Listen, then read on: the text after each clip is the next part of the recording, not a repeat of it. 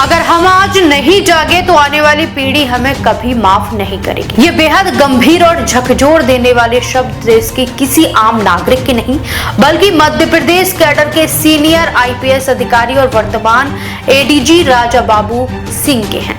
अपने गृह जिले बांदा में लगातार रिकॉर्ड तोड़ रहे तापमान और पर्यावरण की तबाही को देखकर इस सीनियर पुलिस अधिकारी का दर्द सोशल मीडिया पर छलक उठा है। मूल रूप से उत्तर प्रदेश के बांदा के रहने वाले आईपीएस राजा बाबू सिंह ने एक भावुक वीडियो जारी कर सीधे यूपी के मुख्यमंत्री योगी आदित्यनाथ से एक बेहद गंभीर मामले में तुरंत दखल देने की विनम्र प्रार्थना की है।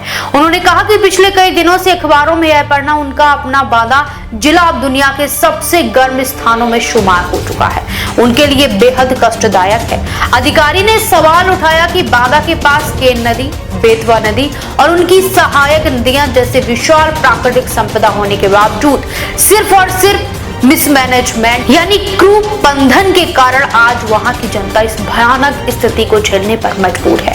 यह अपील इसलिए भी बेहद खास है क्योंकि हाल ही में नेशनल बायोडायवर्सिटी अथॉरिटी द्वारा पुलिस ट्रेकिंग स्कूल की बंजर जमीन पर जैव विविधता को पुनर्जीवित करने के लिए राजा बाबू सिंह को राज्य स्तरीय प्रथम पुरस्कार सम्मानित किया जा चुका है। अपने इसी जमीनी अनुभव का उदाहरण देते हुए उन्होंने कहा कि जब बंजर जमीन को हरा भरा किया जा सकता है तो ऐसा ही काम बांदा में भी होना चाहिए, लेकिन सिर्फ फोटो खिंचाने के लिए नहीं बल्कि पूरी ईमानदारी के साथ। उन्होंने मुख्यमंत्री योगी आदित्यनाथ के सामने 3 बड़ी और कड़ी मांगे रखी। पहली मांग के तहत उन्होंने केन नदी में हो रहे अवैध रेत खनन और पहाड़ियों में हो रही अवैध क्वेरिंग पर तत्काल और कड़ाई से रोक लगाने की बात कही है। दूसरी मांग में उन्होंने पर्यावरण को संभालने का मौका देने के लिए बांदा, महोबा और हमीरपुर में अगले 10 सालों के लिए माइनर मिनरल्स, बालू और स्टोन क्वेरिंग के साथ सभी पट्टों और ठेकों को पूरी तरह से बंद करने का सुझाव दिया है।